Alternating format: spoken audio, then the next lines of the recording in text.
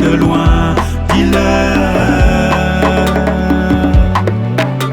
Je viens en ces lieux vous apporter le salut fraternel d'un pays de 274 000 km² où 7 millions d'enfants, de femmes et d'hommes refusent désormais de mourir d'ignorance, de faim et de soif tout en n'arrivant pas à vivre véritablement depuis un quart de siècle d'existence comme État souverain siégeant à l'ONU. Je viens parler au nom d'un peuple qui, sur la terre de ses ancêtres, a choisi dorénavant de s'affirmer et de s'assumer dans son histoire, dans ses aspects positifs comme dans ses aspects négatifs, sans complexe aucun. Nul ne s'étonnera de nous voir associer l'ex-Haute-Volta, aujourd'hui le Burkina Faso, à ce fourre-tout méprisé. Le tiers-monde que les autres mondes ont inventé au moment des indépendances formelles pour mieux assurer notre aliénation intellectuelle, culturelle, économique et politique. Nous voulons nous y insérer, sans pour autant justifier cette gigantesque escroquerie de l'histoire, encore moins pour accepter d'être l'arrière-monde d'un Occident répu.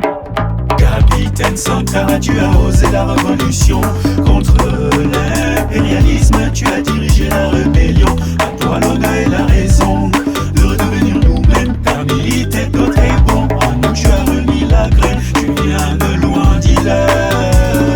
J'ai parcouru des milliers de kilomètres. Je suis venu ici pour demander à chacun de vous que nous puissions mettre ensemble nos efforts pour que cesse la mort des gens qui n'ont pas raison, pour que s'efface le triste spectacle des enfants qui meurent de faim, pour que disparaisse l'ignorance, pour que triomphe la rébellion légitime des peuples, pour que se taise le bruit des armes et qu'enfin, avec une seule et même volonté, luttant pour la survie de l'humanité, nous parvenions à chanter en chœur. Capitaine, vas-y, dis-le. Tu viens de loin, dis-le. À bas la réaction internationale, à bas l'impérialisme, à bas le néocolonialisme, à bas le fantochisme. Gloire éternelle au peuple qui lutte pour leur liberté. Gloire éternelle au peuple qui décide de s'assumer pour leur dignité. Victoire éternelle au peuple d'Afrique, d'Amérique latine et d'Asie qui luttent. La patrie ou la mort, nous vaincrons. Capitaine Sankara, tu as osé la révolution contre l'impérialisme. Tu as dirigé la rébellion. À toi l'honneur et la raison de redevenir nous-mêmes. T'as milité d'autres et bon, en nous tu as remis la graine. Tu viens de loin, dis-le.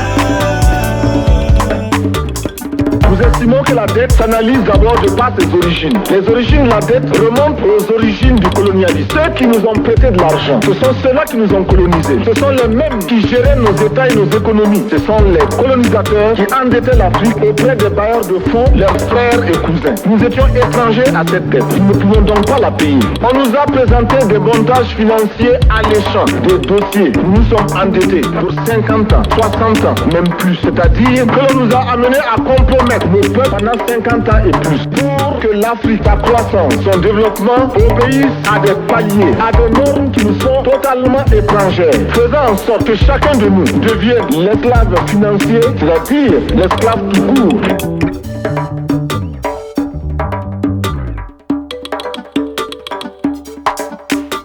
Tu es l'élu des ancêtres, pour la cause tu es un grand prêtre. Capitaine, vas-y, dis-le. Tu viens de loin, dis-le. Capitaine Sankara, tu as osé la révolution contre l'impérialisme. Tu as dirigé la rébellion. À toi l'honneur et la raison de redevenir nous-mêmes. T'as milité d'autres et bon, en nous tu as remis la graine. Tu viens de loin, dis-le.